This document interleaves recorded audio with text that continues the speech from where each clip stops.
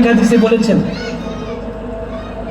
রুব্বা তালিল লিল কুরআন ওয়াল কুরআনু ইয়ালআনুহু।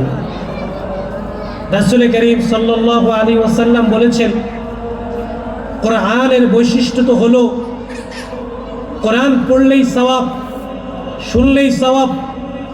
কোরআন পড়তে দেরি, তার আমলনামায় প্রত্যেকটা বর্ণে বর্ণে, প্রত্যেকটা শব্দে শব্দে 10টা করে নেকি উঠতে দেরি হয় না। প্রিয় ভাইয়েরা আমার, আবার এই হাদিস আল্লাহ রাসূল বলেছেন দুনিয়াতে এমন অনেক কোরআন পড়নেওয়ালা আছে যে কোরআন পড়ে, কোরআন পড়ার পরে তো প্রত্যেকটা হরফে 10 নেকি করে সওয়াব হওয়ার কথা ছিল, কিন্তু বলে প্রত্যেকটা হরফে 10টা করে গুনাহ হয়। নাউজুবিল্লাহ। বলে প্রত্যেকটা হরফে গুনাহ হয়। কোরআন আল্লাহর কাছে বলে আল্লাহ ওয়াল কুরআন ইয়ালআনুহু। কোরআন বলে আল্লাহ আপনাকে ধ্বংস করে দেন, আল্লাহ আপনাকে ধ্বংস করে দেন। এমন কোরআন তেলাওয়াতকারী তো আমি চাই না। এমন কোরআন তেলাওয়াত করলে আল্লাহ আমার সহ্য হয় না। ইয়ালআনুহু, রব আপনি তাকে ধ্বংস করে দেন। আয় আল্লাহ, আমি তাকে তার প্রতি সন্তুষ্ট না।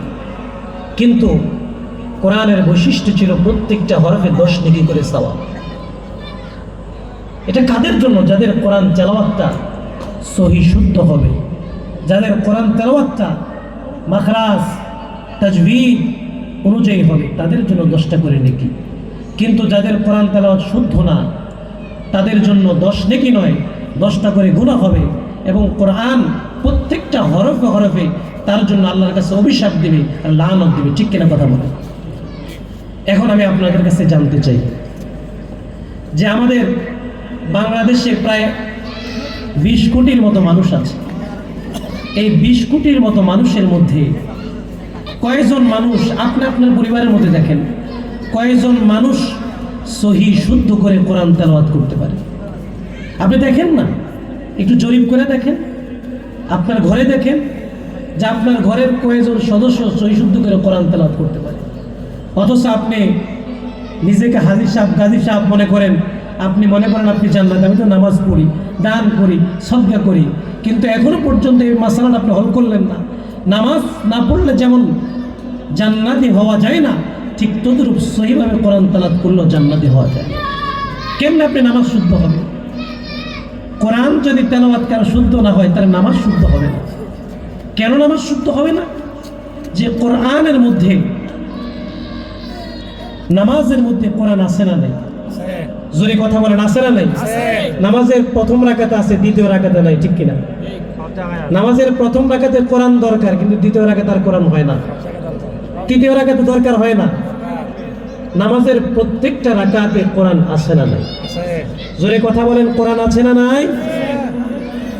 আল্লাহর রাসূল সাল্লাল্লাহু আলাইহি ওয়াসাল্লাম বলছেন যার কোরআন তেলাওয়াত শুদ্ধ না, তার নামাজও শুদ্ধ না।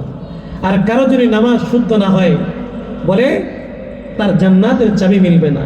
যার জান্নাতের চাবি মিলবে না, সে কি জান্নাতের তালা খুলে জান্নাতে ঢুকতে পারবে? প্রিয় ভাইয়েরা আমার, তার মানে কোরআন শুদ্ধ যার না, নামাজও শুদ্ধ তার না। দেখেন, তেলাওয়াত 2 ধরনের। ফুকাহায়ে কেরাম বলেছেন তেলাওয়াত হলো 2 ধরনের। একটা তেলাওয়াতকে বলা হয় লাহনে জালি, আরেকটাকে বলা হয় লাহনে খফি। লাহনে জালি কোনটা? যে শব্দে শব্দে বিকৃতি হয়। যেমন আপনাদেরকে আমি একটা আয়াত পড়ে শোনাই। যেমন আউযু, এখানে আপনি বলেন আউযু, আপনি আইনের উচ্চারণ হামজা করলেন, জালের উচ্চারণ যা করলেন, এটা লাহনে জালি। এখন আপনি নিজেরটা নিজে মিলায় দেখেন যে আপনি যে তেলাওয়াত করছেন, আপনি কি প্রত্যেকটা শব্দের উচ্চারণ ঠিকমতো হচ্ছে কিনা? আপনি আউযু শুদ্ধ করে বলতে পারছেন না, আপনি বলতেছেন আউযু বিল্লাহ। তার মানে আইনও ভুল করলেন, জালকে যা পড়লেন, আইনকে হামজা পড়লেন, আপনি লাহানে জারি করলেন। শাব্দিক বিকৃতি হলে অনেক সময় অর্থের বিকৃতি হয়ে যায়, অনেক সময় অর্থ পরিবর্তন হয়ে যায়। তখন এই তেলাওয়াতকে লাহানে জারি বলে। এই তেলাওয়াত দিয়ে নামাজ পড়লে সওয়াব তো হওয়া দূরের কথা, প্রত্যেকটা রাকাতে রাকাতে, প্রত্যেকটা সেকেন্ডে সেকেন্ডে আপনার আমলনামায় গুনাহ উঠবে। নাউজুবিল্লাহ। এই জন্য বুঝে থাকলে বলুন, কোরআন তেলাওয়াত শুদ্ধ করার দরকার আছে না নাই? আরো বলেন, শুদ্ধ করার দরকার আছে না নাই? আজকে বড় আফসোসের সাথে বলতে হয়, আজকে আমরা জাগতিক জ্ঞান বিজ্ঞানের পিছনে এত বেশি ঝুঁকে পড়েছি যে আজকে আখিরাতের বিষয়টা আমাদের কাছে কোনো গুরুত্ব নেই। আজকে আমি আমার সন্তানকে দুনিয়ার শিক্ষা অর্জন করানোর জন্য আমি ভালো ইউনিভার্সিটি খুঁজি, ভালো টিচার খুঁজি, ভালো স্কুল খুঁজি। কোন স্কুলে ভর্তি করালে আমার সন্তান ভালো ইংরেজি বলতে পারবে, তার প্রনাউন্সিয়েশন সুন্দর হবে, সুন্দর বাচন ভঙ্গিতে ইংরেজি বলতে পারবে, ভালো ম্যাথ বুঝবে, ভালো বাংলায় কথা বলতে পারবে, ভালো স্টুডেন্ট হতে পারবে। এই জন্য ভালো স্কুল খুঁজি, ভালো টিচার খুঁজি, ভালো প্রতিষ্ঠান খুঁজি। ঠিক কিনা কথা বলে? প্রয়োজনে বাংলাদেশে যদি ভালো প্রতিষ্ঠান না থাকে, ভালো টিচার না থাকে, আমেরিকায় পাঠাই, ইংল্যান্ড পাঠাই, জার্মানিতে পাঠাই। ঠিক কিনা কথা বলে? প্রিয় ভাইয়েরা আমার, অথচ এই লোকটা, তার ছেলে, তার বয়স 15-16-20 বছর হয়ে গেছে, এখনো পর্যন্ত তার সন্তান শুদ্ধ করে কোরআন পড়তে পারে না। ওনার ছেলে যখন ভালো স্কুলে ভর্তি করানোর পরে, হাজার হাজার টাকা খরচ করার পরে, ভালো টিচারের কাছে পড়ানোর পরে, ভালো প্রতিষ্ঠানে পড়ানোর পরে, হাজার হাজার টাকা খরচ করার পরে যখন তার ছেলে পরীক্ষায় ফেল মারে, তখন বাবার মন খারাপ হয়ে যায়, সন্তানের মন খারাপ হয়ে যায়, স্কুলের টিচারও মন খারাপ হয়ে যায়। হাদিসে বলেছেন, রুব্বা তালিল লিল কুরআন ওয়াল কুরআন ইয়ালআনুহু। রাসূল করিম সাল্লাল্লাহু আলাইহি ওয়াসাল্লাম বলেছেন, কোরআনের বৈশিষ্ট্য তো হলো কোরআন পড়লেই সওয়াব, শুনলেই সওয়াব। কোরআন পড়তে দেরি, তার আমলনামায় প্রত্যেকটা বর্ণে বর্ণে, প্রত্যেকটা শব্দে শব্দে 10টা করে নেকি উঠতে দেরি হয় না। প্রিয় ভাইয়েরা আমার, আবার এই হাদিস আল্লাহ রাসূল বলেছেন, দুনিয়াতে এমন অনেক কোরআন পড়নেওয়ালা আছে যে কোরআন পড়ে, কোরআন পড়ার পরে তো প্রত্যেকটা হরফে 10 নেকি করে সওয়াব হওয়ার কথা ছিল, কিন্তু বলে প্রত্যেকটা হরফে 10টা করে গুনাহ হয়। নাউজুবিল্লাহ। বলে প্রত্যেকটা হরফে গুনাহ হয়। কোরআন আল্লাহর কাছে বলে, আল্লাহ ওয়াল কুরআন ইয়ালআনুহু। কোরআন বলে, আল্লাহ আপনি ধ্বংস করে দেন, আল্লাহ আপনাকে ধ্বংস করে দেন। এমন কোরআন তেলাওয়াতকারী তো আমি চাই না। এমন কোরআন তেলাওয়াত করলে আল্লাহ আমার সহ্য হয় না। ইয়ালআনুহু, রব আপনি তাকে ধ্বংস করে দেন। আয় আল্লাহ, আমি তার প্রতি সন্তুষ্ট না। কিন্তু কোরআনের বৈশিষ্ট্য ছিল প্রত্যেকটা হরফে 10 নেকি করে সওয়াব। এটা কাদের জন্য? যাদের কোরআন তেলাওয়াতটা সহি শুদ্ধ হবে, যাদের কোরআন তেলাওয়াতটা মাখরাজ তাজবিদ অনুযায়ী হবে, তাদের জন্য 10টা করে নেকি। কিন্তু যাদের কোরআন তেলাওয়াত শুদ্ধ না, তাদের জন্য 10 নেকি নয়, 10টা করে গুনাহ হবে। এবং কোরআন প্রত্যেকটা হরফে হরফে তার জন্য আল্লাহর কাছে অভিশাপ দিবে, লানত দিবে। ঠিক কিনা কথা বলে? এখন আমি আপনাদের কাছে জানতে চাই যে আমাদের বাংলাদেশে প্রায় 20 কোটির মতো মানুষ আছে। এই 20 কোটির মতো মানুষের মধ্যে কয়জন মানুষ, আপনি আপনার পরিবারের মধ্যে দেখেন, কয়জন মানুষ সহি শুদ্ধ করে কোরআন তেলাওয়াত করতে পারে? আপনি দেখেন না, একটু জরিপ করে দেখেন, আপনার ঘরে দেখেন যে আপনার ঘরের কয়জন সদস্য সহি শুদ্ধ করে কোরআন তেলাওয়াত করতে পারে।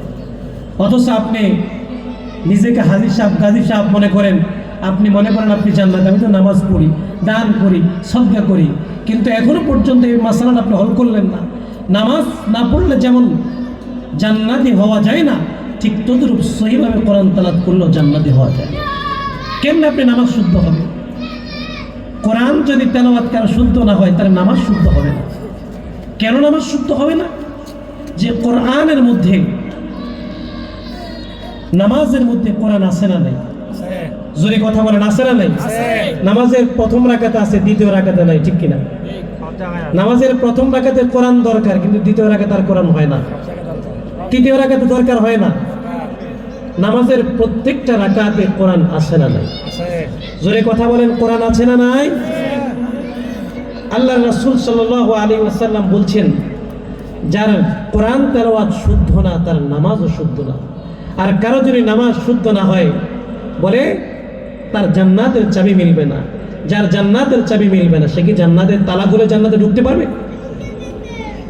প্রিয় ভাইয়েরা আমার, তার মানে কোরআন শুদ্ধ যার না, নামাজও শুদ্ধ তার না। দেখেন, তেলাওয়াত দুই ধরনের। ফুকাহায়ে কেরাম বলেছেন তেলাওয়াত হয়ে দুই ধরনের। একটা তেলাওয়াতকে বলা হয় লাহনে জালি, আরেকটাকে বলা হয় লাহনে খফি। লাহনে জালি কোনটা? যে শব্দে শব্দে বিকৃতি হয়। যেমন আপনাদেরকে আমি একটা আয়াত পড়ে শোনাই, যেমন আউযু, এখানে আপনি বলেন আউযু, আপনি আইনের উচ্চারণ হামজা করলেন, জালের উচ্চারণ যা করলেন, এটা লাহনে জালি। এখন আপনি নিজেরটা নিজে মিলায় দেখেন যে আপনি যে তেলাওয়াত করছেন, আপনি কি প্রত্যেকটা শব্দের উচ্চারণ ঠিক মতো হচ্ছে কিনা। আপনি আউযু শুদ্ধ করে বলতে পারছেন না, আপনি বলতেছেন আউযু বিল্লাহ। তার মানে আইনও ভুল করলেন, জালকে যা পড়লেন, আইনকে হামজা পড়লেন, আপনি লাহানে জারি করলেন। শাব্দিক বিকৃতি হলে অনেক সময় অর্থের বিকৃতি হয়ে যায়, অনেক সময় অর্থ পরিবর্তন হয়ে যায়। তখন এই তেলাওয়াতকে লাহানে জারি বলে। এই তেলাওয়াত দিয়ে নামাজ পড়লে সওয়াব তো হওয়া দূরের কথা, প্রত্যেকটা রাকাতে রাকাতে, প্রত্যেকটা সেকেন্ডে সেকেন্ডে আপনার আমলনামায় গুনাহ উঠবে। নাউজুবিল্লাহ। এই জন্য বুঝে থাকলে বলুন, কোরআন তেলাওয়াত শুদ্ধ করার দরকার আছে না নাই? আরো বলেন, শুদ্ধ করার দরকার আছে না নাই?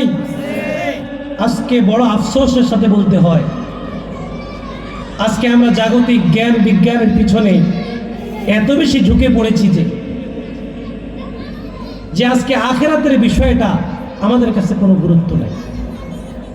আজকে আমি আমার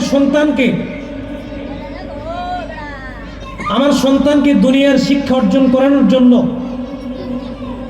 আমি ভালো ইউনিভার্সিটি খুঁজি, ভালো টিচার খুঁজি, ভালো স্কুল খুঁজি। কোন স্কুলে ভর্তি করালে আমার সন্তান ভালো ইংরেজি বলতে পারবে, তার প্রনাউন্সিয়েশন সুন্দর হবে, সুন্দর বাচন ভঙ্গিতে ইংরেজি বলতে পারবে, ভালো ম্যাথ বুঝবে, ভালো বাংলায় কথা বলতে পারবে, ভালো স্টুডেন্ট হতে পারবে। এই জন্য ভালো স্কুল খুঁজি, ভালো টিচার খুঁজি, ভালো প্রতিষ্ঠান খুঁজি। ঠিক কিনা কথা বলে? প্রয়োজনে বাংলাদেশে যদি ভালো প্রতিষ্ঠান না থাকে, ভালো টিচার না থাকে, আমেরিকায় পাঠায়, ইংল্যান্ড পাঠায়, জার্মানিতে পাঠায়। ঠিক কিনা কথা বলে? প্রিয় ভাইয়েরা আমার, অথচ এই লোকটা, তার ছেলে, তার বয়স 15-16-20 বছর হয়ে গেছে, এখনো পর্যন্ত তার সন্তান শুদ্ধ করে কোরআন পড়তে পারে না। ওনার ছেলে যখন ভালো স্কুলে ভর্তি করানোর পরে, হাজার হাজার টাকা খরচ করার পরে, ভালো টিচারের কাছে পড়ানোর পরে, ভালো প্রতিষ্ঠানে পড়ানোর পরে, হাজার হাজার টাকা খরচ করার পরে যখন তার ছেলে পরীক্ষায় ফেল মারে, তখন বাবার মন খারাপ হয়ে যায়, সন্তানের মন খারাপ হয়ে যায়, স্কুলের টিচারও মন খারাপ হয়ে যায়।